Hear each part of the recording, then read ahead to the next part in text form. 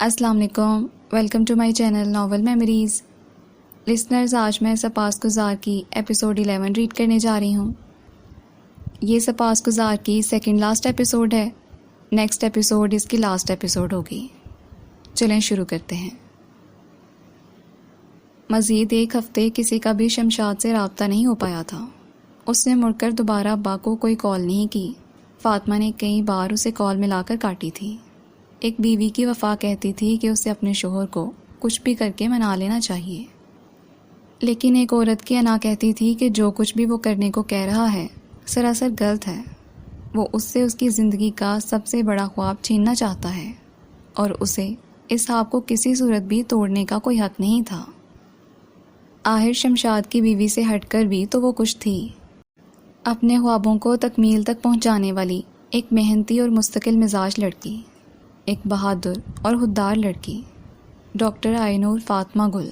یہی اس کی اصل پہچان تھی، اور اپنی یہ پہچان اسے عزیز تھی۔ فاطمہ، کیا شمشاد کو منا لیا تم نے؟ اس دن ابا باہر صحن میں واک کر رہے تھے جب وہ ڈیوٹی سے لوٹی تھی۔ ابا کو سلام کر کے وہ اندر جانا ہی چاہتی تھی کہ انہوں نے پوچھ لیا۔ اس نے ایک تھکن بھری سانس لی۔ کچھ سوال سن کر ہی تھکن ہونے لگتی ہے۔ نہیں ابا، سچ تو یہ تھا کہ اسے لگتا تھا کہ وہ شمشاد کو نہیں منا پائے گی۔ وہ ضد پہ اتر آیا تھا، اور اس کی ضد فاطمہ کو جھکانا تھی، جھکانے سے بھی زیادہ اسے توڑنا۔ تو کیا اس نے تمہیں منا لیا؟ اس نے ابا کو دیکھا اور سر نفی میں ہلایا۔ وہ اپنی جگہ کھڑا ہے اور میں اپنی جگہ، تو معاملہ آگے کیسے بڑھے گا اگر تم دونوں ہی اپنی اپنی جگہ سے ہلو گے نہیں؟ وہ ابا کو کیسے سمجھاتی کہ ابا اسی بات کا جواب تو نہیں ہے نا؟ اس نے شانے اچکائے اور اندر چلی گئی۔ ابا سچ مچ پریشان ہوئے تھے، اور ہفتے بعد ان کی وہ پریشانی ہمیشہ کے لیے ختم ہو گئی۔ اس رات جب وہ ڈیوٹی سے لوٹی تھی تو ابا صحن میں بچھی چارپائی پہ بیٹھے تھے۔ صحن میں بلب جلا ہوا تھا، اسی لیے وہ ابا کا چہرہ ٹھیک سے دیکھ سکتی تھی۔ ان کا سر جھکا تھا اور کندھے بھی۔ اس نے ہمیشہ کی طرح ابا کو سلام کیا تو انہوں نے سر اٹھا کر اسے دیکھا۔ ان کی بجھی آنکھوں میں فاطمہ کو بہت مایوسی دکھائی دی۔ اس کے دل کو کچھ ہوا تھا۔ کیا ہوا ابا؟ وہ اسے بغور دیکھتے رہے۔ فاطمہ کو ان کی نظروں سے الجھن ہونے لگی۔ ابا کیا ہوا؟ وہ قدم قدم ان کے قریب آئی۔ ابا کے پاس قریب ایک خاکی لفافہ تھا۔ انہوں نے اٹھایا اور اس کی طرف بڑھا دیا۔ وہ تھوڑی دیر ابا کا بڑا ہاتھ اور اس میں تھاما خاکی لفافہ دیکھتی رہی۔ خاکی لفافہ تھامتے اس کا دل لرزا تھا۔ لفافہ پہلے سے چاک تھا۔ اس نے باہر لکھا پتہ نہیں پڑا تھا، بس اس میں موجود کاغذات نکال کر کھولے۔ اپنے نام پہ اس کی نظر سب سے پہلے گئی، پھر شمشاد کے نام پہ، اور سب سے اوپر کاغذات کے متن پہ، ڈائیورس پیپر۔ اس کے لب ایسے ہلے کہ آواز دم توڑ گئی۔ شمشاد نے اسے آزاد کر دیا تھا۔ ان کا تعلق ختم ہو چکا تھا۔ اتنی آسانی سے تو کوئی اپنے گھر میں بندی بکری کو نہیں آزاد کرتا جتنی آسانی سے اس نے اپنی شریک سفر کو آزاد کیا تھا۔ وہ بالکل ساکت سی ان کاغذات کو دیکھے گئی۔ اس نے طلاق بھیج دی ہے۔ ابا کی آواز کانپ رہی تھی۔ چھوڑ دیا اس نے تمہیں، بنا کوئی وجہ بتائے اس نے تمہیں چھوڑ دیا۔ دروازے میں امی کھڑی تھیں، ان کی آواز آنسوؤں سے نم تھی۔ آخر کچھ تو ہوا ہوگا نا، وہ تو بہت پیار کرتا تھا تم سے۔ اور یہ لفظ پیار ہی تو اس کی سمجھ میں نہیں آیا تھا کہ یہ کب کیسے بیچ سے نکل گیا تھا۔ غلطی ہم سے ہوئی تھی کہ ہم نے اپنی اتنی قابل بچی ان لوگوں میں جھونک دی جنہیں اس کی قدر ہی نہیں تھی۔ ابا اپنی جگہ سے اٹھے۔ ایک عرصے سے وہ اس پچھتاوے کا شکار تھے، اب کھل کر کہہ ہی دیا۔ زندگی کے کچھ فیصلے ایسے ہوئے ہیں مجھ سے جنہیں میں پلٹانا چاہتا ہوں، لیکن میرے بس میں نہیں ہے۔ ان میں سے ایک تمہارا اس سے رشتہ کرنا تھا۔ وہ اٹھ کر اس کے سامنے کھڑے تھے۔ فاطمہ بس بت بنی تھی، اسے کچھ دکھائی سنائی نہیں دے رہا تھا۔ سب کے لب ہل رہے تھے لیکن وہ بہری ہو گئی تھی۔ روشنی تھی لیکن وہ کیسے اندھی ہو گئی۔ یہ میرے ہاتھوں کو دیکھو۔ ابا نے اس کے بالکل سامنے پہنچ کر اس کے سامنے ہاتھ جوڑے، ان کی آنکھوں میں آنسو تھے۔ فاطمہ کو اتنی دیر میں پہلی بار 2 بندے ہاتھ دکھائی دیے جو اس کے باپ کے تھے۔ پھر اس نے 2 نم آنکھیں دیکھیں جو اس کے باپ کی تھیں، ان آنکھوں سے آنسو ٹپکے گالوں پہ جو اس کے باپ کے تھے۔ میں نے تمہاری زندگی برباد کر دی۔ جو آواز سنائی دی وہ اسے واپس اس دنیا میں لے آئی۔ وہ اس کے باپ کی تھی اور اس آواز میں آنسو شامل تھے جو اس سے معافی مانگ رہے تھے۔ وہ ابا کو دیکھے گئی، اس کی آنکھیں بس پتھرائی ہوئی تھیں، دماغ سن تھا، نہ کوئی خیال آ رہا تھا نہ جا رہا تھا، بس ایک بات۔ شمشاد نے طلاق دے دی، شمشاد نے اسے آزاد کر دیا، اور وہ اسی ایک جملے کی بازگشت کے ساتھ ساکت سی مرے مرے قدموں سے اندر کی طرف چلی گئی۔ اپنے پیچھے اسے اپنے باپ اور ماں دونوں کے رونے کی آوازیں سنائی تھیں، لیکن اس نے مڑ کر نہیں دیکھا۔ میں نے اس کی زندگی تباہ کر دی۔ وہ ابا تھے جو رو رہے تھے۔ اتنی سی عمر میں طلاق، وہ امی تھیں جو بلند آواز سے کہہ رہی تھیں۔ کمرے میں پہنچ کر اس نے دروازہ بند کر دیا۔ اب کوئی آوازیں نہیں تھیں، بس ایک آواز تھی، اس کے اونچا اونچا سانس لینے کی آواز۔ اس کے اندر گھٹن تھی اور اس گھٹن سے اس کا دل بند ہو رہا تھا، اسی لیے وہ گہرے اونچے سانس لینے لگی اور بستر پہ بیٹھ گئی۔ اس کے ہاتھ میں وہ ہاکی لفافہ اور کاغذ جڑمڑ تھے۔ صدمہ تھا، بے یقینی تھی، دماغ سوچنے سمجھنے سے دور تھا کہ آخر ہوا کیا تھا۔ ہوا کیا تھا کہ اتنی محبت کا دعویٰ کرنے والا وہ شخص اتنی آسانی سے اسے چھوڑ دیا تھا۔ وہ جو اسے محبت کا کوئی دعویٰ نہیں کرتی تھی، لیکن وفا نبھانے کا اس نے قصد کیا تھا۔ وہ اس رشتے کے ختم ہو جانے پہ ساکت رہ گئی تھی، اور اس انسان کو کوئی فرق نہیں پڑا تھا۔ ہاتھ میں تھاما کاغذ اس نے پھر دیکھا، بڑا بڑا واضح لکھا تھا کہ شمشاد نے اسے طلاق دے دی۔ ساتھ میں 10 لاکھ کا ایک چیک بھی تھا جو یقیناً اس کا حق مہر تھا۔ اس چیک کو ہاتھ میں تھامے وہ اس پہ لکھی رقم دیکھتی رہی۔ 10 لاکھ اور بس، اس نے پورا حق مہر ادا کر دیا تھا۔ لیکن سوال یہ تھا کہ کیا ایک برباد ہو جانے والی زندگی کی قیمت چند لاکھ ہوا کرتے ہیں؟ کسی لڑکی کے نازک جذبات کو ٹھوکر لگانے کا مداوع 10 لاکھ سے ہو جایا کرتا ہے کیا؟ کاغذ اور چیک اس نے زمین پہ پٹھا اور منہ میں چادر ٹھونس کر زور زور سے چیخنے لگی۔ نہ جانے کتنی دیر وہ اسی طرح چیختی رہی، روتی رہی کہ اس کی تمام چیخیں اسی چادر میں دم توڑتی رہیں۔ رونا، آنسو بہانا کوئی بزدلی کی علامت نہیں ہوتے، یہ درد کی علامت ہوتے ہیں، اور درد ہر کسی کو ہوتا ہے اور ایک سا ہوتا ہے، بہادر کو بھی، بزدل کو بھی، ڈٹ جانے والے کو بھی، بھاگ جانے والے کو بھی۔ اسی لیے وہ روئی تھی، خوب روئی تھی کہ رونا اس کا حق تھا۔ اتنی سی عمر میں جب لڑکیاں اپنی نئی زندگی شروع کرنے کے لیے طرح طرح سے خواب دیکھتی ہیں، اس کی نئی زندگی شروع ہونے سے پہلے ہی ختم ہو گئی تھی۔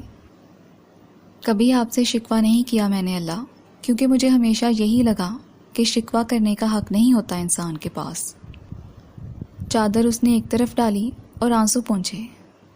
آپ نے اسے اتنا نوازا ہوتا ہے کہ اس کا شکوہ کرنا بنتا ہی نہیں ہے۔ وہ رو رو کر اپنے ہی آنسو آستین سے مٹا رہی تھی۔ لیکن بس ایک بات پوچھنا ہے مجھے، سسکتے ہوئے اس نے اوپر کی طرف دیکھا۔ بس ایک بات پوچھنا ہے، شکوہ نہیں کرنا، بس کچھ پوچھنا ہے۔ اس نے تیزی سے بہتے آنسوؤں کو صاف کیا۔ کیا میں ایک بری لڑکی ہوں؟ اللہ جی کہ جس انسان کو چاہا اس نے مجھے 2 کوڑی کا کر دیا، اور جس سے نکاح کیا اس نے مجھے زمین تلے پہنچا دیا۔ اس نے زمین پہ پڑے کاغذ کو دیکھا جس پہ بڑا بڑا طلاق لکھا تھا۔ شکوہ نہیں کر رہی، قسم سے شکوہ نہیں کر رہی، بس میں تو اپنے اوپر سوال اٹھا رہی ہوں کہ کیا میں واقعی اتنی بری لڑکی ہوں کہ کوئی بھی مرد مجھے تھوک دینا پسند کرتا ہے؟ ایک برا جملہ اس نے خود کے لیے کہا تھا۔ وہ اس سے برا جملہ کہنا چاہتی تھی، وہ خود کو اتنا کوسنا چاہتی تھی، تانے دینا چاہتی تھی، لعنت ملامت کرنا چاہتی تھی کہ کیا ہی کسی نے کی ہوگی۔ یہ اس کا خود سے انتقام تھا، اور اس وقت وہ جتنا منفی ہو سکتی تھی ہو رہی تھی۔ بری میں ہی ہوں نا، تبھی تو بار بار میں دھتکاری جاتی ہوں۔ کمی مجھ میں ہی ہوگی نا، تبھی تو۔ اس کی ہچکیاں بند گئی تھیں۔ تبھی تو اللہ مجھے کوئی راز نہیں آتا، اس نے ہچکیاں لیتے ہوئے کہا۔ اور ایسا بھی ہوتا ہے کہ زندگی کے کچھ تلخ لمحے کچھ پل کو ہی صحیح لیکن آپ کو بھی تلخ بنا ہی دیتے ہیں۔ بس اتنا بتا دے مجھ میں کیا برا ہے اللہ؟ میری لگن اور آگے بڑھنے کا جنون یا میری خودداری؟ میں نے باتوں پہ تو دھتکاری گئی ہوں نا، کیا یہ سب برا ہے اللہ؟ کیا میں اسی وجہ سے بری ہوں؟ بس اتنا بتا دیں۔ اس نے روتے ہوئے اوپر دیکھتے ہوئے اپنے خالق سے سوال کیا۔ خالق کی طرف سے جواب نہ ملے یہ ہو نہیں سکتا، بس جواب ملنے میں وقت لگ جایا کرتا ہے۔ اگلے 2 دن تک وہ اپنے کمرے تک محدود رہی، اپنی منفی سوچوں کے ساتھ جنگ کر رہی تھی۔ اسے اپنے دکھ کو قبول کر کے اس کے ساتھ جینے کے لیے خود کو تیار کرنا تھا، اور اس سب کے لیے اسے تنہائی چاہیے تھی۔ ابا کے ساتھ امی بھی کتنی بار اس کا دروازہ بجا بجا کر جا چکی تھیں، لیکن اس نے دروازہ نہیں کھولا، کسی سے بات نہیں کی، کچھ کھانے کی طلب نہیں ہوئی۔ پانی جو بوتل میں تھوڑا بہت پڑا تھا وہی پی کر گزارا کر لیا۔ اپنا سیاہ پڑتا چہرہ کسی کو نہیں دکھانا چاہتی تھی، اسی لیے وہ نہ کمرے سے نکلی نہ ہی ہسپتال گئی۔ وہاں اس نے فون کر دیا تھا کہ وہ بہت سخت بیمار ہے، اس لیے نہیں آ سکتی۔ اور تیسرے دن اس کے کمرے کی کنڈی کھلی، وہ باہر نکلی تو اخبار پڑھتے ابا نے اخبار ایک طرف رکھ کر اسے دیکھا۔ باورچی خانے میں کچھ تلتی ہوئی امی نے ہاتھ میں کفگیر تھامے کھڑکی سے اسے جھانکا تھا۔ شکر تھا کہ بھابھی بھائی اپنے اپنے کاموں پہ جا چکے تھے، ورنہ وہ بھی اسے ایسے ہی حیرت سے تکتے جیسے وہ کوئی عجوبہ ہے۔ جب لڑکیوں کو طلاق ہو جاتی ہے تو کیا وہ پچھل پہری بن جاتی ہیں؟ وہ ابا کے سامنے آ کر بیٹھ گئی۔ اس کا لہجہ بالکل معمول کی طرح سادہ تھا، کہیں دکھ کا کوئی شائبہ تک نہ تھا۔ اس نے اس دکھ کو قبول کر کے زندگی جینے کے لیے خود کو منا لیا تھا۔ نہیں بیٹا، ایسی کوئی بات نہیں ہوتی۔ ابا زخمی سا مسکرائے، لیکن انہیں اس کا معمول کا لہجہ اچھا لگا تھا۔ بہت کم وقت میں اس نے خود کو سنبھال لیا تھا۔ تو آپ اور امی مجھے ایسے کیوں دیکھ رہے ہیں جیسے میں کوئی ہلائی مہلوک ہوں؟ امی نے جلدی سے واپس چولہے کا رخ کیا۔ ابا نے بھی اخبار اٹھا لیا اور اسے پڑھنے کی اداکاری کرنے لگے۔ وہ اس پہ ثابت کرنا چاہتے تھے کہ کہیں کچھ نہیں ہوا۔ ابا، انہوں نے اس کی طرف دیکھا، زندگی ختم نہیں ہو گئی، نہ ہی برباد ہو گئی ہے۔ ایک باب بند ہوا ہے اور کئی باب ہیں جو ابھی باقی ہیں۔ میں ان تمام بابوں کو ٹھیک طرح سے جینے کے لیے نارمل ہوں۔ ان 2 دنوں میں بس میں نے اندر بند رہ کر خود کو یہی سکھایا ہے کہ مجھے سب کے ساتھ آگے بڑھنا ہے۔ ابا نے داد طلب نظروں سے اسے دیکھا۔ اور آپ کیوں اس بات پہ پچھتا رہے ہیں کہ آپ نے میری زندگی برباد کی ہے؟ آپ نے کچھ نہیں کیا، اس کا اور میرا نصیب نہیں جڑا تھا، اسی لیے ٹوٹ گیا۔ اور وہ ٹھہری، ابا کو دیکھا، اور بس۔ ابا پھیکا سا مسکرائے۔ تمہاری تربیت تمہاری ماں اور میں نے ایسی نہیں کی فاطمہ، نہ جانے تم کہاں سے یہ سب سیکھ گئی ہو۔ فاطمہ باپ کو دیکھے گئی۔ سب سے بہترین تربیت زندگی ہی کرتی ہے ابا، وہ کچھ سکھا دیتی ہے جو ماں باپ نہیں سکھا پاتے۔ امی میز پہ ناشتہ دھر رہی تھیں۔ ابا نے انہیں طلاق کی کیا وجہ بتائی بھی کہ نہیں، لیکن وہ اس سے نالا نہیں دکھائی دیتی تھی۔ بس ان کے چہرے پہ روایتی ماؤں والی فکر اور سوگ تھا جو یہ بتاتا تھا کہ اب ان کی بیٹی کا کیا ہوگا۔ وہ انہیں اس فکر سے روک نہیں سکتی تھی۔ جلد یا بد دیر امی سمجھ جائیں گی، وہ جانتی تھی۔ ہم سب تکلیفوں میں چھپی مصلحتوں کو سمجھ جاتے ہیں، بس اس سب میں وقت لگتا ہے۔ چوتھے دن ہمدان اس سے ملنے آیا تھا۔ وہ کمرے میں تھی جب امی نے اسے بتایا، ہمدان آیا ہے تم سے ملنے۔ وہ چونکی، دانی؟ امی کو ذرا غصہ تھا جو ان کے چہرے سے دکھائی دے رہا تھا۔ اندر بلاؤں یا نہیں؟ آپ نے ابھی تک اسے اندر نہیں بلوایا؟ اس نے ہاتھ میں تھامی کتاب جلدی سے ایک طرف رکھی اور اپنا دوپٹہ اوڑھنے لگی۔ کیا اب بھی اسے اندر بلانا بنتا ہے؟ امی، اس میں اس کا کوئی قصور نہیں ہے، اور آپ اچھی طرح سے جانتی ہیں کہ میں کینہ رکھنے والوں میں سے نہیں ہوں۔ ویسے بھی وہ اس رشتے سے پہلے بھی اس گھر میں آتا تھا، اور اب بھی جب جی کرے گا آئے گا۔ پلیز اسے اندر بلائیں۔ وہ جلدی سے اپنے کھلے بال باندھنے لگی۔ امی ناگوار تاثرات کے ساتھ پلٹ گئیں۔ لاؤنج میں آئی تو اس نے چادر سے خود کو چھپا رکھا تھا۔ امی نے اسے تاکید کی تھی کہ وہ اس کے سامنے منہ سر کھول کر نہیں بیٹھے گی۔ وہ ایک طرف جا کر بیٹھ گئی۔ ہمدان نے سلام نہیں کیا، سر جھکائے بیٹھا رہا، اسے دیکھا تک نہیں۔ سر اٹھاتا تو دیکھتا نہ۔ اس کا چہرہ سخت سوجا ہوا اور لال پڑ رہا تھا۔ غصہ تھا، پچھتاوا تھا، شرمندگی تھی یا نہ جانے کیا تھا۔ وہ جب سے آیا تھا اس کے سامنے بالکل خاموش بیٹھا تھا۔ اس کے ماتھے کی رگیں باہر کو ابھری ہوئی تھیں۔ خاموش بیٹھا، اپنی پینٹ کی سطح پہ بنے نمونے کو انگلی سے کھرچ رہا تھا۔ فاطمہ خاموشی سے اسے دیکھتی رہی۔ اس کو گولی مار دوں گا میں، وہ بولا تو فاطمہ کی آنکھیں وحشت سے پھیل گئیں۔ اس نے کبھی ہمدان کو ایسے بات کرتے نہیں دیکھا تھا۔ اس کی ہمت کیسے ہوئی آپ کو؟ وہ بات مکمل نہیں کر سکا، غصے سے اس کے جبڑے بھنج گئے۔ فاطمہ نے اسے ٹوکا۔ جو بھی تھا شمشاد اس کا چاچو تھا، اپنے چاچو کے لیے ایسے نہیں کہہ سکتا تھا۔ ادب لحاظ بھی کوئی شے ہوتی ہے۔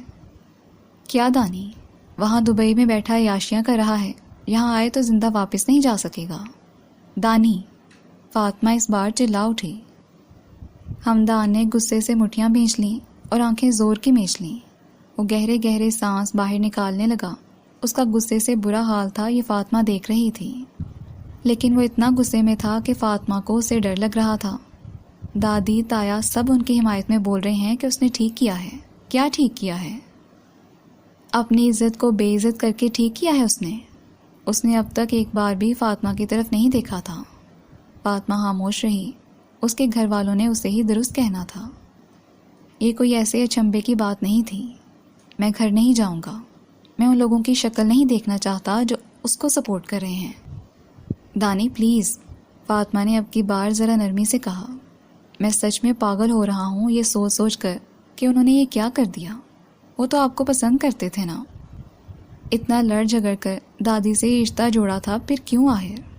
مٹھی بنا کر اس نے میز پہ دھڑ سے ماری تو فاطمہ ایک دم ڈر گئی۔ پہلی بار اس نے ہمدان کا یہ روپ دیکھا تھا جو بالکل الگ تھا۔ وہ اتنا غصے والا بھی ہو سکتا ہے، اسے نہیں پتا تھا۔ وہ اٹھ کر اس کے برابر بیٹھ گئی۔ اسے اپنے پیارے سے دوست کو سمجھانا تھا جو اس کے دکھ میں پاگل ہو رہا تھا۔ ہمدان، میری بات دھیان سے سنو۔ مجھے نہیں پتا کہ تم یہ سمجھ سکو گے یا نہیں، لیکن اب تم اتنے چھوٹے نہیں ہو تو مجھے لگتا ہے کہ تم حالات کو سمجھ سکتے ہو۔ دیکھو، اس نے یہی کرنا تھا کیونکہ ہم دونوں کے مزاج میں بہت فرق تھا۔ یہ سب ابھی نہ ختم ہوتا تو شاید کچھ عرصے بعد ختم ہو جاتا۔ ابھی ختم ہونے سے یہ فائدہ ہوا ہے کہ میں زیادہ نقصان سے بچ گئی ہوں۔ رخصتی کے بعد وہ مجھے چھوڑتا تو تکلیف بھی زیادہ ہوتی اور نقصان بھی۔ ہمدان نے تعصب سے سر ادھر ادھر ہلایا۔ وہ یہ بات ماننے کو تیار نہیں تھا۔ وہ چھوڑتا ہی کیوں آپ کو مس؟ کوئی آپ کو چھوڑ بھی کیسے سکتا ہے؟ مجھے سمجھ نہیں آ رہی۔ 2 دن کمرے میں بند وہ اللہ سے کہتی رہی کہ وہ بہت بری ہے، اسی لیے اس کے ساتھ یہ ہوا ہے۔ اور اب اس کے سامنے بیٹھا وہ چھوٹا لڑکا جو نہ جانے کب اتنا بڑا ہو گیا، جو اسے کہہ رہا تھا، وہ بالکل خاموش رہ گئی۔ انسان کی پسند اس کی انا کے سامنے ہار جاتی ہے دانی، اور مرد کو اپنی انا بہت پیاری ہوتی ہے۔ مرد کبھی ایسی عورت کے ساتھ زیادہ وقت نہیں چل سکتا جو اس سے زیادہ پڑھی لکھی ہو، اپنے حق کے لیے کھڑی ہوتی ہو، اپنی عزت نفس کو مقدم سمجھتی ہو۔ اور میں ایسی ہی لڑکی تھی۔ اسے لگتا تھا کہ میں اس کی پسند کے مطابق نہیں ڈل سکتی تو اس نے مجھے چھوڑ دیا۔ اسے لگتا تھا کہ میں اچھی بیوی نہیں بن سکتی کیونکہ میں پڑھی لکھی اور ڈاکٹر ہوں تو اسے خوش نہیں رکھ سکتی، اسی لیے اس نے چھوڑ دیا۔ وہ اس وقت اس کا دل اپنے گھر والوں سے برا نہیں کرنا چاہتی تھی۔ وہ نہیں چاہتی تھی کہ وہ غصے میں کوئی بڑا قدم اٹھائے، کچھ بھی الٹا سیدھا کر لے جو سب کے لیے مسائل پیدا کرے۔ ہمدان نے کچھ حیرت سے اسے دیکھا۔ چاچو نے آپ کو اس لیے چھوڑا کہ آپ پڑھی لکھی تھیں، ڈاکٹر تھیں۔ فاطمہ خاموش رہی۔ آپ کتنی بے وقوف ہیں مس۔ فاطمہ نے چھمبے سے اسے دیکھا۔ اس میں بے وقوفی والی کیا بات ہے؟ وہ نہیں چاہتا تھا کہ میں آگے مزید پڑھوں یا نوکری کروں۔ اسے میں ڈاکٹر تو قبول تھی، لیکن گھر پہ بیٹھی ہوئی ڈاکٹر جو مجھے قبول نہیں تھا۔ ہمدان نے تعصب سے سر ہلایا۔ آپ سچ میں کتنی سادہ ہیں مس۔ مجھے آپ کے لیے بہت افسوس ہو رہا ہے کہ آپ سمجھ ہی نہیں سکی وہ کیا کر گیا ہے آپ کے ساتھ۔ فاطمہ نے گردن ترچھی کر کے اسے دیکھا۔ کچھ تھا جو اسے نہیں پتا تھا۔ کچھ ایسا جو ہمدان جانتا تھا بلکہ اس کا پورا خاندان جانتا تھا اور وہ نہیں جانتی تھی۔ جو کچھ آپ کہہ رہی ہیں، اگر اس نے آپ سے یہ سب کہا ہے تو اس نے آپ کو بیوقوف بنایا ہے۔ فاطمہ کی آنکھوں میں اب الجھن تیرنے لگی تھی۔ اس نے وہاں کل شادی کر لی ہے۔ فاطمہ کا رنگ سیاہ پڑا۔ شادی؟ اسے ایک لفظ نے اس کا اعتماد ڈگمگا دیا۔ مطلب کہ ابھی ہفتہ نہیں گزرا تھا اس کی طلاق کو اور اس نے شادی بھی کر لی۔ وہ اتنی جلدی آگے بڑھ گیا، اتنی جلدی سب بھول گیا۔ لیکن کوئی اتنی جلدی اتنا بڑا فیصلہ نہیں لیا کرتا۔ اتنی تیزی سے گھر ٹوٹ جانے، رشتہ ٹوٹ جانے جیسے صدمے سے نہیں گزر جایا کرتا۔ اس کی تو پسند نہیں تھی تو بھی اسے سنبھلنے میں 2 دن تو لگے تھے، اور وہ اتنی جلدی سنبھل گیا تھا جس کی اس رشتے میں پسند شامل تھی۔ ناممکن، اور وہ بھی ایک ڈاکٹر سے۔ اس کے سر پہ جیسے ایک بھاری وزنی شے آ کر ٹکرائی اور آنکھوں کے سامنے اندھیرا چھا گیا، نظروں کے سامنے سب دھندلا گیا۔ اگر اسے گھر بیٹھی ڈاکٹر قبول نہ ہوتی تو ایک ڈاکٹر سے ہی شادی کیوں کرتا؟ اس نے بس آپ کو نیچا دکھایا ہے۔ وہ کسی اور طریقے سے آپ کو نیچے نہیں جھکا سکا تو یہ اوچھا کام کیا ہے۔ فاطمہ یک ٹک اسے دیکھتی رہی۔ اس کا شاید پہلے سے ہی اس ڈاکٹر کے ساتھ افیئر تھا، ورنہ کوئی اتنی جلدی کیسے دوسری شادی کر سکتا ہے؟ اس سے زیادہ اسے سنا نہیں گیا۔ وہ وہاں سے اٹھی اور ڈگمگاتے قدموں سے چلتی اپنے کمرے کی طرف چلی گئی۔ ہمدان نے بھنچے لبوں سے اسے جاتے دیکھا۔ زندگی میں کبھی اتنا تاریک چہرہ، شکستہ قدم، مایوس آنکھیں اس نے نہیں دیکھی تھیں۔ تم یہاں آئے نا تو مجھے مس کی قسم میں تمہیں گولی مار دوں گا۔ اس نے موبائل نکال کر اسی وقت شمشاد کو میسج کیا تھا۔ اگلے 2 دن اسے اس صدمے سے نکلنے میں لگے تھے کہ شمشاد نے اسے چھوڑ کر شادی کی بھی تو ایک ڈاکٹر سے۔ تو یہ طے تھا کہ شمشاد نے اسے اس لیے نہیں چھوڑا تھا کہ وہ پڑھی لکھی ڈاکٹر تھی، گھر نہیں سنبھال سکتی تھی، بلکہ وہ پہلے سے کسی اور کا گرویدہ ہو چکا تھا، اسی لیے اسے چھوڑنا ضروری تھا۔ ہمدان ٹھیک کہتا ہے کہ میں بہت سادہ اور معصوم ہوں۔ اس نے کئی بار شمشاد کو کال ملا کر کاٹ دی۔ اب اسے کیا بات کرنا جب وہ اسے اپنی زندگی سے الگ کر چکا تھا۔ بلکہ میں بے وقوف ہوں، اس نے فوراً تصحیح کی۔ صدمہ کتنا ہی بڑا کیوں نہ لگے، اس کے اثر سے جلد از جلد نکلنا ذہنی صحت کے لیے ضروری ہوتا ہے۔ اس نے بھی خود کو اس دوہرے صدمے سے نکالا اور 2 دن بعد پھر سے ہسپتال جانے لگی۔ زندگی کچھ معمول پہ آنے لگی۔ اس نے آگے مزید پڑھنے کا ارادہ کر لیا اور خود کو مصروف کر لیا تاکہ کم سے کم سوچ سکے۔ آگے کا کیا سوچا ہے تم نے؟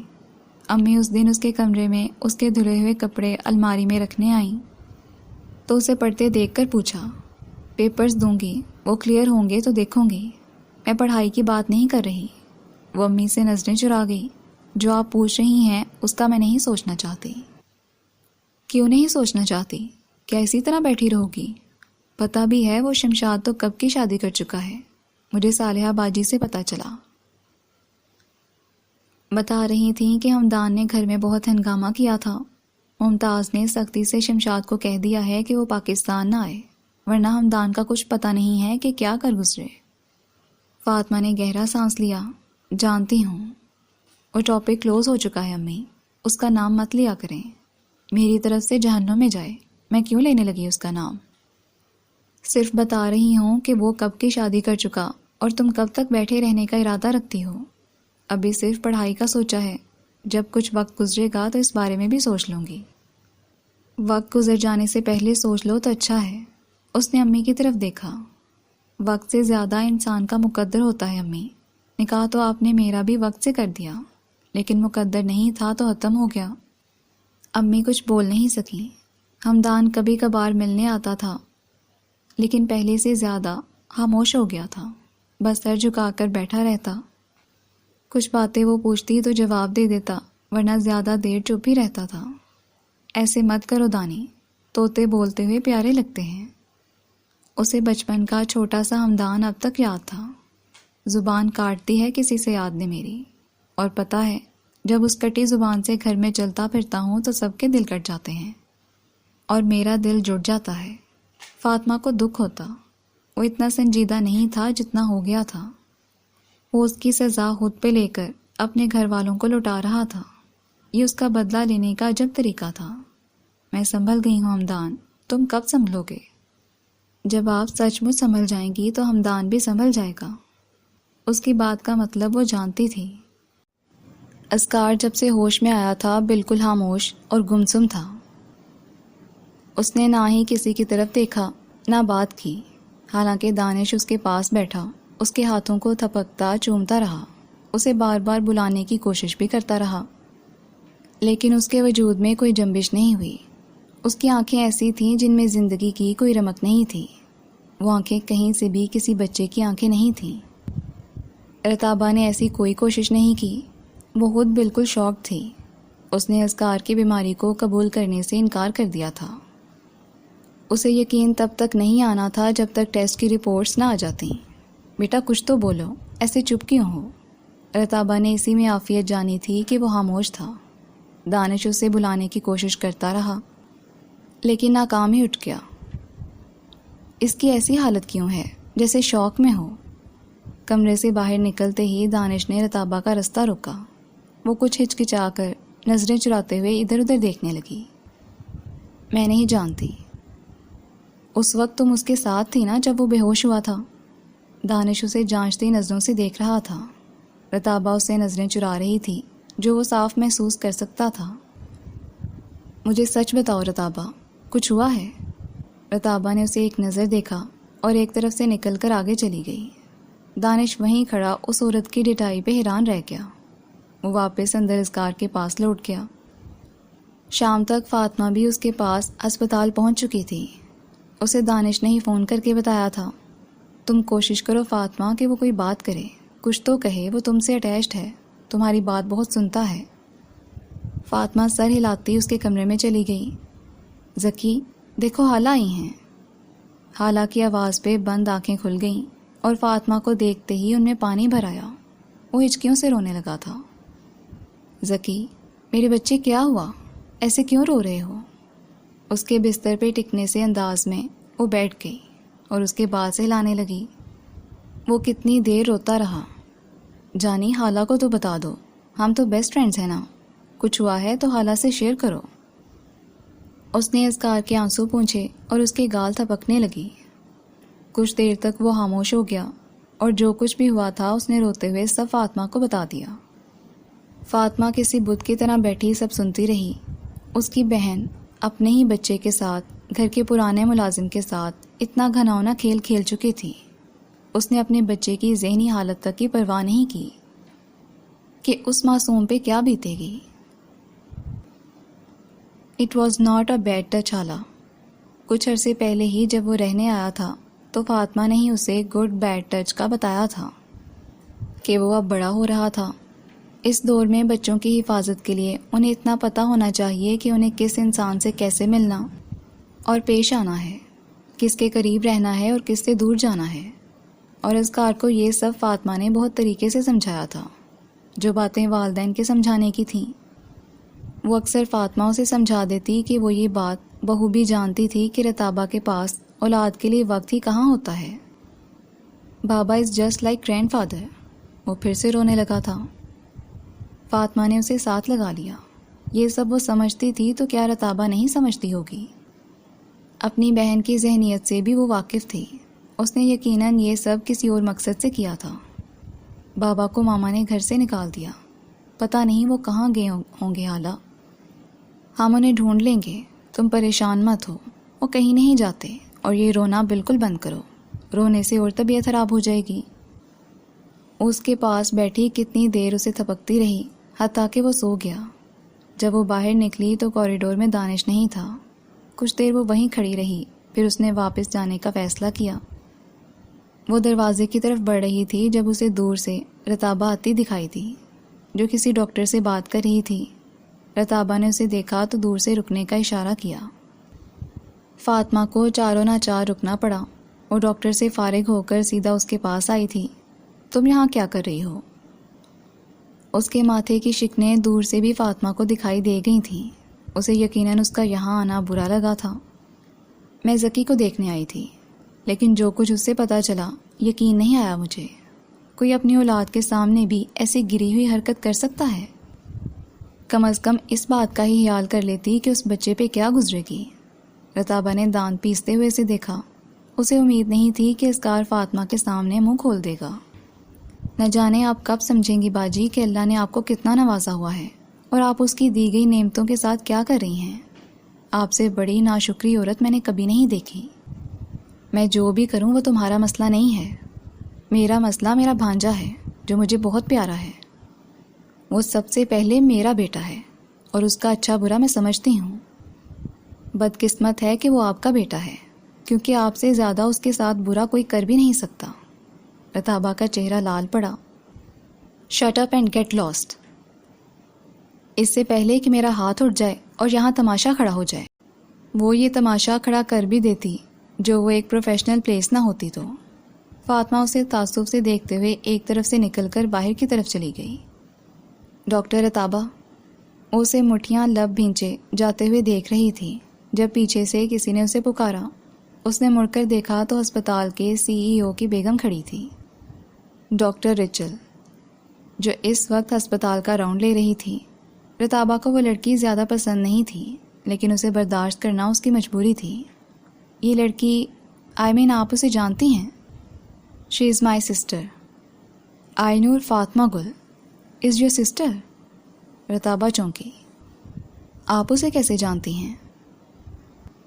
شی was my classmate. Oh really? Ratabah نے ہونٹ سکوڑے، پھر زبردستی مسکرا دی۔ ریچل اس سے اسکار کے بارے میں پوچھنے لگی۔ ٹیسٹ یقیناً نارمل آئیں گے۔ یہ ہو ہی نہیں سکتا کہ میرا بیٹا ہارٹ پرابلم کا شکار ہو اور مجھے ہی نہ پتا ہو۔ ڈاکٹر منصور کو ضرور غلط فہمی ہوئی ہے۔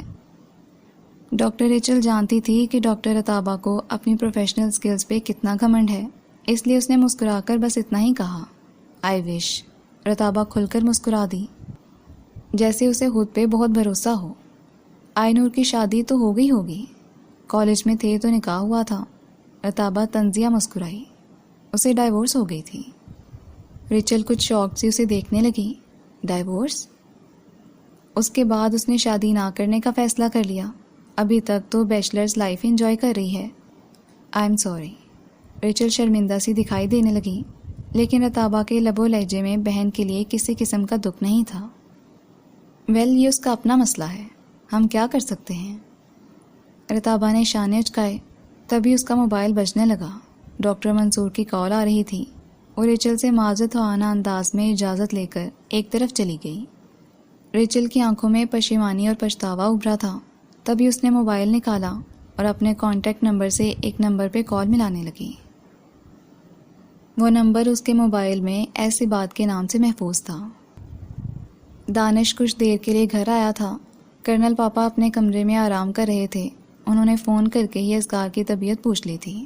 ان کا ارادہ رات میں ہسپتال کا چکر لگانے کا تھا۔ اس وقت وہ اپنے کمرے میں آرام کر رہے تھے۔ آبدہ، اسکار کے لیے دلیا بنا دو۔ آبدہ کچن میں تھی جب دانش نے کچن میں جھانکا۔ ذکی بابا ٹھیک ہیں اب؟ دعا کرو۔ اس کے چہرے پہ پریشانی صاف واضح تھی۔ زیور بابا کہاں ہیں؟ یوں ہی دانش کو خیال آیا کہ ان سے دعا کا بولے۔ وہ ہمیشہ جب پریشان ہوتا انہیں دعا کے لیے کہا کرتا۔ آبدہ کا رنگ پھیکا پڑا۔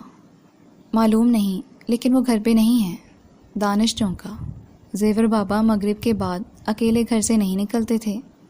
کبھی ضروری کام سے نکلنا ہوتا بھی تھا تو ڈرائیور انہیں لے کر جاتا تھا۔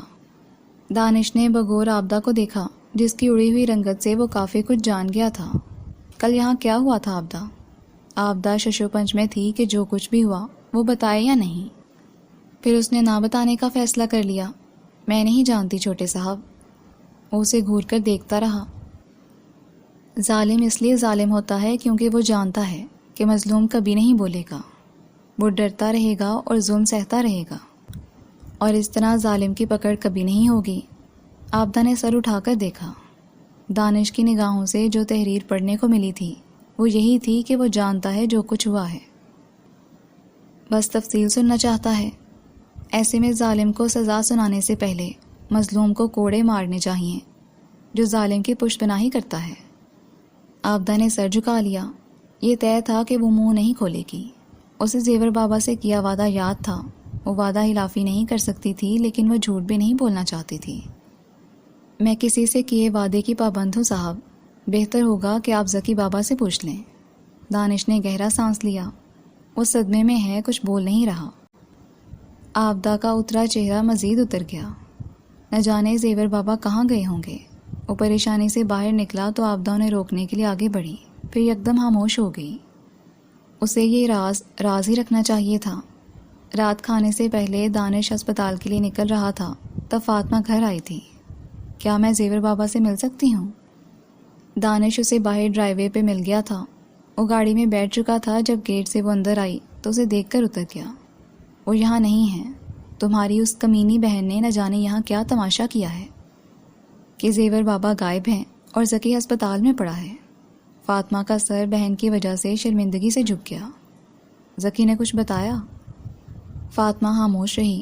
وہ جھوٹ نہیں بولنا چاہتی تھی اور سچ اس گھر کو جلا سکتا تھا۔ اسے اس گھر کے بچوں کا خیال تھا، اسی لیے اسے چپ رہنا پڑا۔ کہاں مل سکتے ہیں بابا؟ دانش نے شانے اچکائے۔ مجھے پتا ہوتا تو انہیں واپس نہ لے آتا۔ اس وقت میں اتنا پریشان ہوں کہ سمجھ نہیں آ رہا، انہیں ڈھونڈوں یا ذکی کے پاس جاؤں۔ آپ ہاسپٹل جائیں، میں یہاں دیکھتی ہوں۔ وہ انہیں بھیج کر خود اندر چلی گئی۔ کچن میں آبدہ کھانا بنا رہی تھی۔ فاطمہ نے اسے سلام کیا، حال احوال پوچھا۔ آپ جانتی ہیں نا کہ زیور بابا کہاں ہیں؟ آبدہ نظریں چرا گئی۔ فاطمہ ہولے سے مسکرا دی۔ اس نے یوں ہی ہوا میں تیر چلایا تھا جو ٹھیک جگہ لگا تھا۔ ذکی کا واسطہ دے رہی ہوں آپ کو کہ مجھے بتائیں وہ کہاں ہیں۔ ذکی اس وقت بری حالت میں ہے، ہمیں زیور بابا کو اس سے ملوانا ہوگا ورنہ وہ ٹھیک نہیں ہو پائے گا۔ آبدہ چونکی۔ کیا ہوا ہے ذکی بابا کو؟ فاطمہ خاموش رہی۔ ڈاکٹرز کو لگتا ہے کہ اس کے دل میں سوراخ ہے، اب ٹیسٹ سے ہی کنفرم ہوگا۔ آبدہ نے دل پہ ہاتھ رکھ لیا۔ میں سب جانتی ہوں جو کچھ بھی یہاں ہوا ہے آبدہ، مجھے وہ سب بتا چکا ہے کہ باجی نے کیا کیا ہے۔ میں اپنی بہن کی ان حرکتوں کی وجہ سے بس شرمندہ ہی ہو سکتی ہوں۔ اس وقت مجھے اس کار کی فکر ہے۔ آپ مجھے بابا کا بتا دیں گی تو یہ مشکل کافی کم ہو جائے گی۔ اگر کچھ بھی جانتی ہیں تو پلیز اس بچے کے لیے بابا کا بتا دیں۔ بابا کا ذکی سے ملنا ضروری ہے ورنہ وہ اس صدمے سے نہیں سنبھل پائے گا۔ فاطمہ نے اپنے دونوں ہاتھ اٹھائے اور آبدہ کے سامنے باندھ دیے۔ کسی پیارے کے لیے ہاتھ جوڑنے میں کیا قباحت تھی؟ آبدہ نے جلدی سے بڑھ کر اس کے ہاتھ تھام لیے۔ نہیں باجی، ایسے نہیں کریں، میں تو اس گھر کی ملازمہ ہوں اور آپ مالکوں میں سے ہیں۔ یوں ہاتھ مت جوڑیں، میں بتا دیتی ہوں صرف ذکی بابا کے خیال سے۔ بابا محفوظ ہیں، میں انہیں یہاں سے اپنے گھر لے گئی تھی، وہ وہیں ہیں اس وقت میرے شوہر اور بچوں کے ساتھ۔ فاطمہ نے سکھ کا سانس لیا۔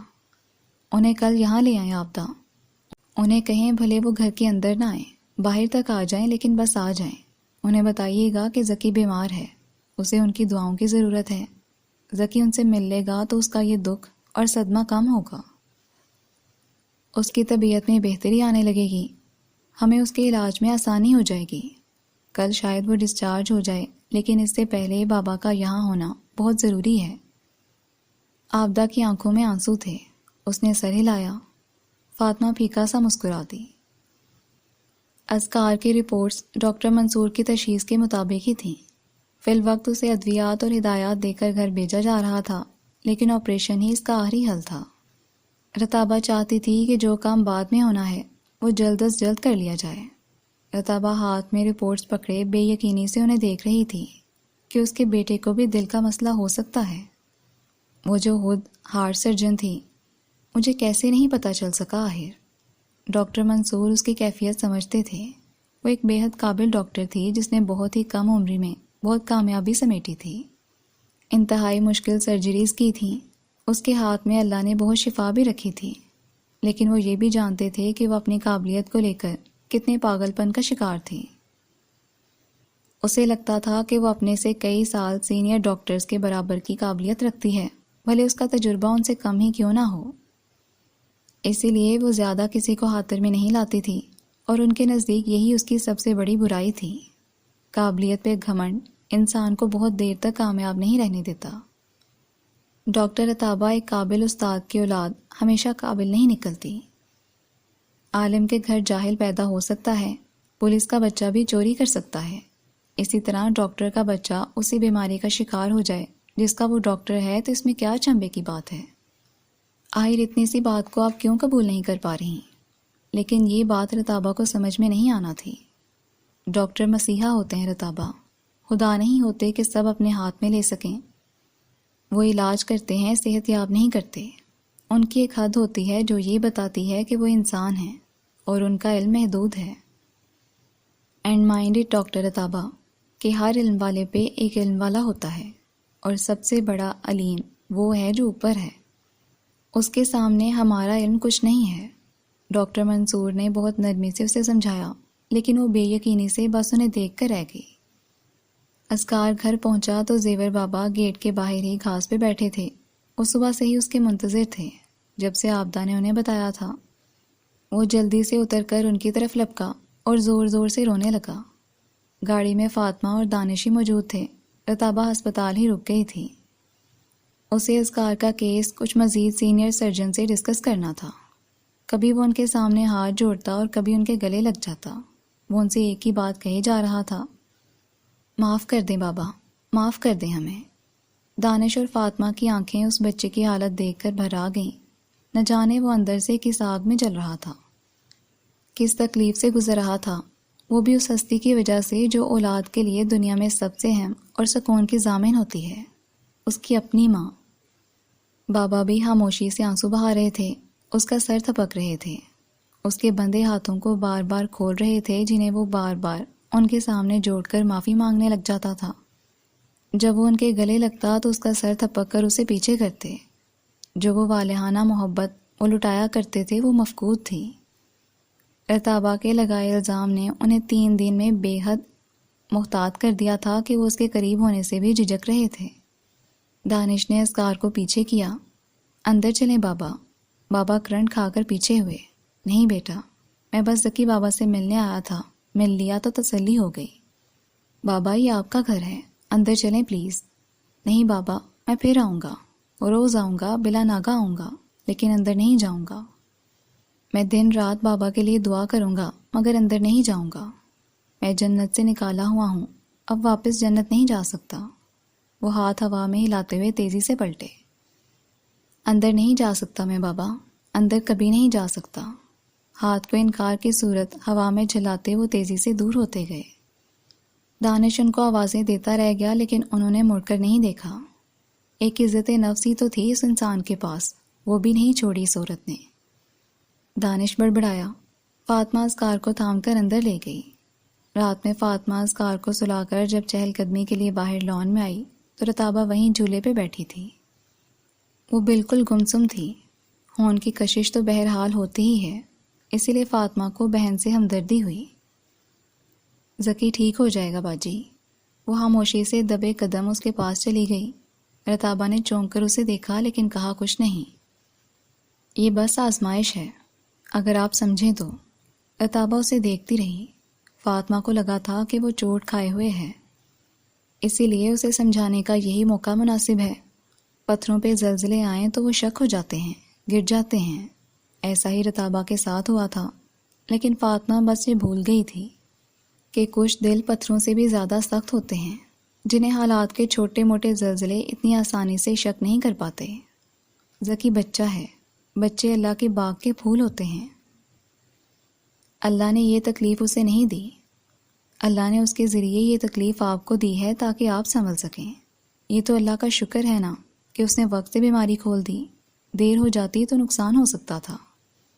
لیکن اس سب میں آپ کے لیے سبق ہے باجی کہ جو دے سکتا ہے وہ لے بھی سکتا ہے، اور انسان اس مالک کے سامنے کچھ نہیں کر سکتا۔ رتابہ بس اسے دیکھ رہی تھی، لیکن اندھیرے میں اس کے چہرے پہ ناگوار تاثرات کو فاطمہ دیکھ نہیں سکی تھی، ورنہ شاید آگے کچھ نہ کہتی۔ آپ کو اللہ نے ہمیشہ عطا کیا ہے اور بہت آسانی سے عطا کیا ہے، بلکہ یوں کہنا مناسب ہوگا کہ جن لوگوں کو اللہ بنا مانگے دیتا ہے آپ ان میں سے ایک ہیں۔ کبھی آپ سے کچھ نہیں لیا، کسی مشکل اور پریشانی میں نہیں ڈالا، لیکن بدلے میں کبھی آپ نے یہ تسلیم نہیں کیا کہ جو نعمتیں بھی آپ کو حاصل ہیں وہ اللہ کی دین ہیں۔ میڈیکل کی تعلیم، ایک مخلص شوہر، اچھا سسرال، اتنی اچھی نوکری، پیارے اور قابل بچے، مال و دولت، عزت، اللہ نے آپ پہ بے پناہ کرم کیا ہے، تو آپ پہ بھی شکر واجب تھا، لیکن آپ نے ہمیشہ نحوت سے سب کو دیکھا، ہمیشہ اس گھمنڈ میں مبتلا رہیں کہ آپ اس قابل تھیں تو یہ سب آپ کے پاس ہے۔ یہ رویہ غلط ہے باجی۔ نعمتیں شکر کرنے سے بڑھتی ہیں۔ شکر ہم پہ واجب ہے کیونکہ ہم بنا مانگے بہت نوازے گئے ہیں۔ شاید اس تکلیف سے اللہ آپ کو کچھ سمجھانا چاہتے ہیں۔ یہ وہ لڑکی کہہ رہی تھی جسے کچھ بھی آسانی سے نہیں ملا تھا۔ اس نے جو کچھ بھی حاصل کیا اس کے لیے اسے بے حد جان مارنا پڑی، اور بہت کچھ نہیں بھی مل سکا، لیکن اس نے کبھی اللہ سے ناشکری کے بول نہیں بولے، شکوہ نہیں کیا تھا۔ شکوہ وہاں بنتا ہے جہاں ہمارا حق ہو، اور وہ اللہ سے کچھ بھی لینا اپنا حق نہیں سمجھتی تھی۔ یہ اس کا احسان تھا جو اس نے دے دیا۔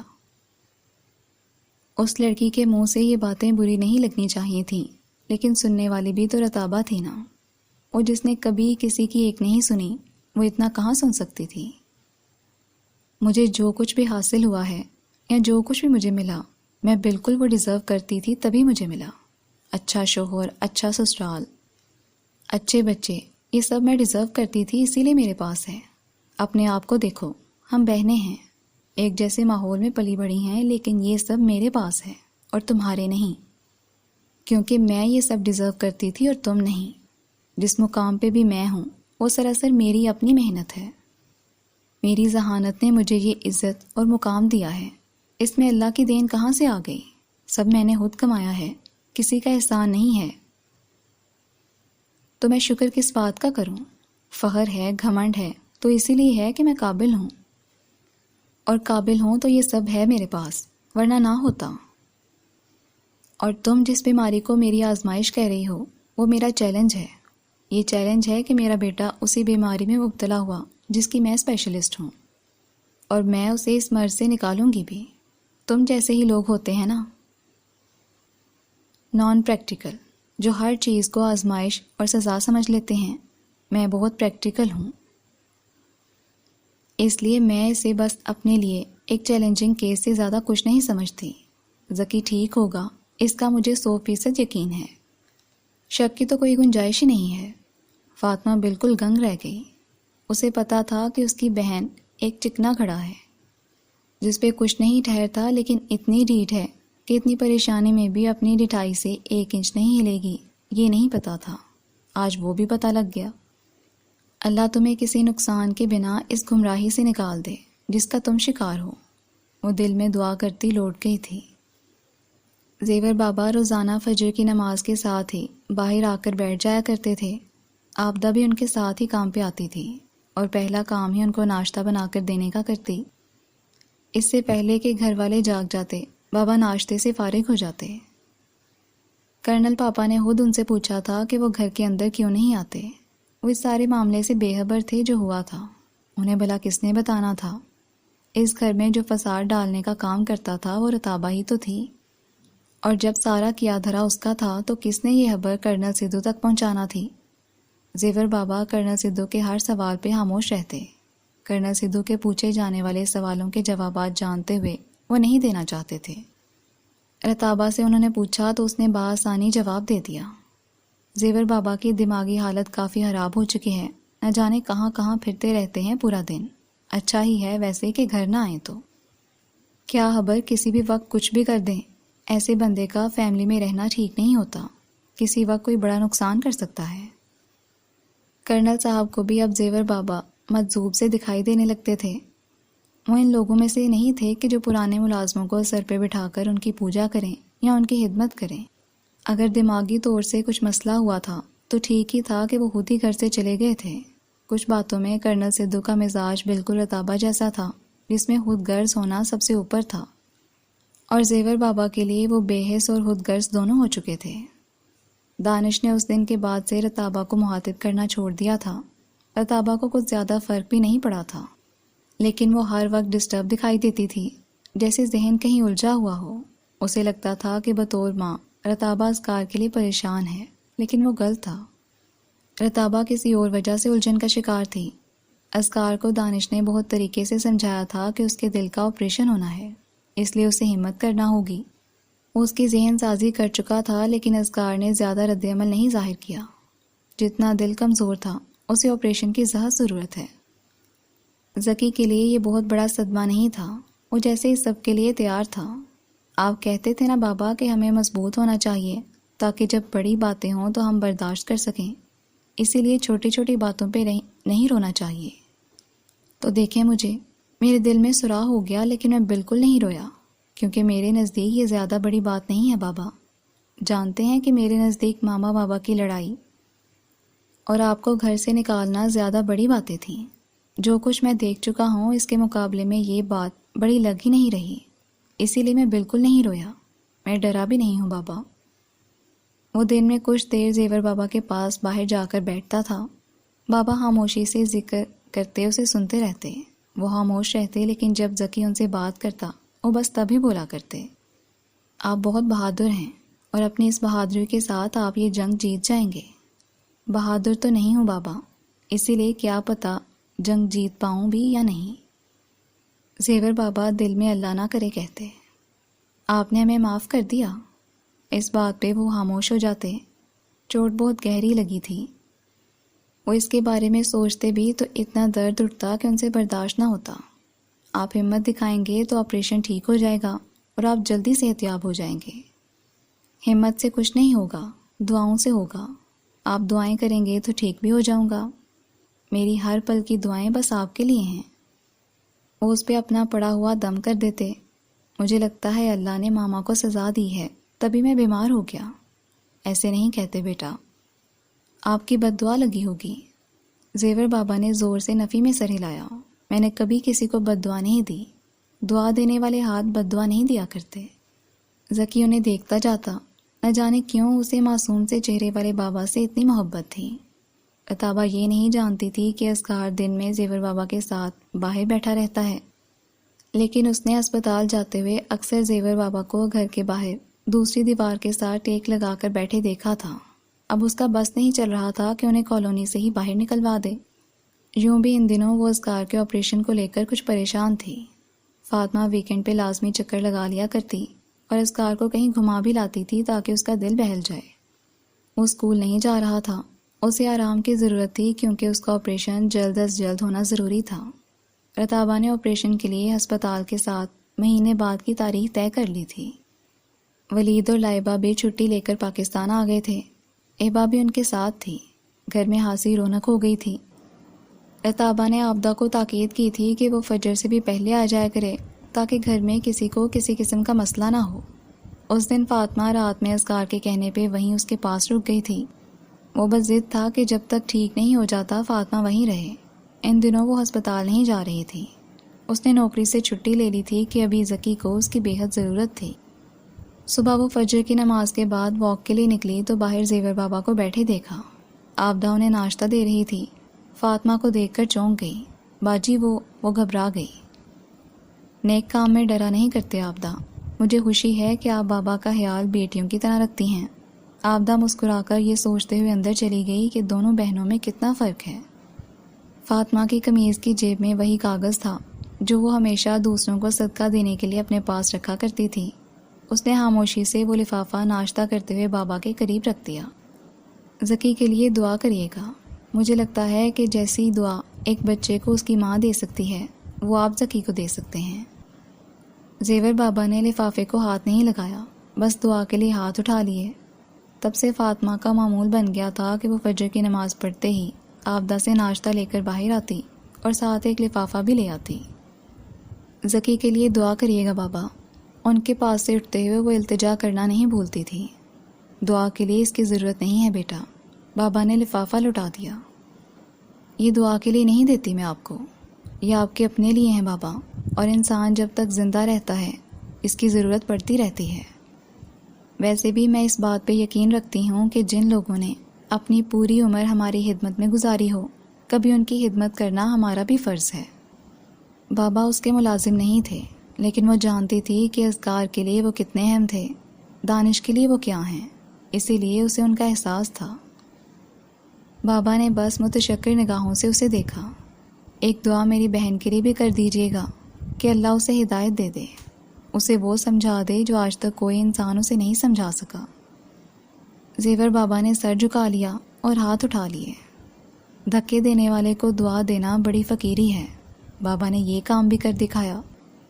روزانہ وہ لفافہ لا کر بابا کو دیتی اور روزانہ بابا واپسی پہ وہ لفافہ عابدہ کو تھما دیتے کہ وہ اس کے گھر میں رہ رہے تھے اور عابدہ کے گھر میں اس کا ایک معذور شوہر اور 2 بچے بھی تھے جن کی 100 ضرورتیں تھیں۔ زیور بابا نے پیسہ کبھی جمع نہیں کیا تھا، پیسہ انہیں اب بھی پیارا نہیں تھا جب وہ دوسروں کے محتاج ہو چکے تھے۔ یہی اس انسان کی کلندری تھی۔ آپریشن کی تفصیلات پہ بات کرنے کے ساتھ رتابہ نے ڈاکٹر منصور سے ہسپتال کی سہولیات کے متعلق بھی تفصیلی بات کی تھی۔ ڈونٹ وری رتابہ، اذکار کو اس ہاسپٹل میں ہر طرح کا پروٹوکول ملے گا، وہ آپ کا بیٹا ہے آخر، اور یہ بات یہاں کا سارا سٹاف جانتا ہے۔ کچھ تحفظات تھے جو اس کے دور ہو گئے تھے، آئی نو، لیکن جس بات پہ وہ کافی دنوں سے پریشان تھی اسے کہنا تھی۔ اس ہاسپٹل کے بیسٹ ڈاکٹرز میں سے ایک نام میرا ہے، آپ جانتے ہیں۔ انہوں نے اس کی بات پہ سر ہلایا، اور جب سے ذکی کا ڈائگنوسس ہوا ہے میں بہت اپسیٹ ہوں۔ Obviously you are his mother, آپ کے لیے یہ ایک بڑا شوق ہے۔ وہ بالکل سمجھ رہے تھے۔ رتابہ نے سر نفی میں ہلایا۔ میں اس لیے اپسیٹ نہیں ہوں ڈاکٹر کہ وہ میرا بیٹا ہے، بلکہ اس لیے کہ اب سوال میری کمپیٹنسی کا ہے۔ انہوں نے ناسمجھی سے رتابہ کو دیکھا۔ میں سمجھا نہیں۔ ڈاکٹر منصور، اگر اپنے بیٹے کی ہارٹ سرجری میں خود سرجن ہو کر کسی اور سے کرواؤں گی تو کیا یہ میری قابلیت پہ سوال نہیں ہے؟ دنیا کہے گی نہیں کہ ماں خود بیسٹ ہارٹ سرجن تھی اور بیٹے کا علاج نہیں کر سکی؟ دنیا یہ کیوں کہے گی؟ ظاہر ہے ایک ماں کیسے اپنے ہاتھوں اپنی اولاد کا ایسا علاج کر سکتی ہے جس میں اس کے جسم کو کاٹا چیرا جائے۔ ڈاکٹر منصور کو اس کی بات سمجھ ہی نہیں آ رہی تھی کہ وہ کیا کہنا چاہتی ہے۔ کر سکتی ہے ماں، اگر رتابہ ہو تو کر سکتی ہے ڈاکٹر۔ ڈاکٹر منصور رتابہ کے چہرے پہ ہلکی سی مسکراہٹ دیکھ کر چونکے۔ میں نے فیصلہ کیا ہے کہ اذکار کی سرجری میں خود کروں گی، وہ پورے اعتماد سے کہہ رہی تھی۔ ڈاکٹر منصور اس کی بات پہ شاکڈ رہ گئے۔ لسنرز، سپاس گزار کی ایپیسوڈ 11 کمپلیٹ ہو گئی ہے۔ لاسٹ ایپیسوڈ کے ساتھ جلدی ملاقات ہوگی، تب تک کے لیے اللہ حافظ۔